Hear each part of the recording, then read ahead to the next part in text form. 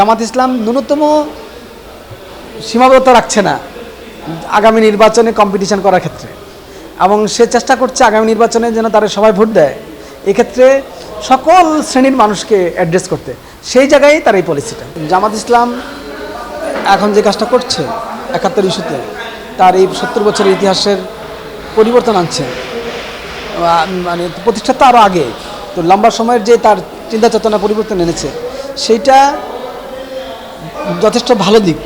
কিন্তু এখন এসে এই মুহূর্তে মানে কিসের কারণে, কার কারণে, কোন প্রেক্ষিতে সে এই ধরনের ইউটার্ন নিতে হলো, যেটা এতদিন তারা নেয় নাই, এটা তাদেরই ব্যাখ্যা দিতে হবে।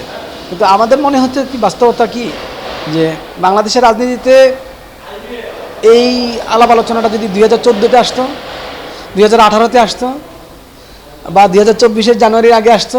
ডাবল ধামাকা অফার, ওয়ালটন ল্যাপটপ পাওয়া যাচ্ছে নতুন ছাড়কৃত মূল্যে।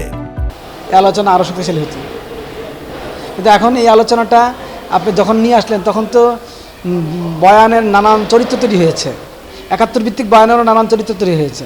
তো সেক্ষেত্রে জামাত ইসলাম ন্যূনতম সীমাবদ্ধতা রাখছে না আগামী নির্বাচনে কম্পিটিশন করার ক্ষেত্রে, এবং সে চেষ্টা করছে আগামী নির্বাচনে যেন তারা সবাই ভোট দেয়, এক্ষেত্রে সকল শ্রেণীর মানুষকে অ্যাড্রেস করতে, সেই জায়গায় তার এই পলিসিটা। আপনি লাস্ট কথাটাই ইম্পর্টেন্স দেন, সে ভোটের রাজনীতি করতে চায়।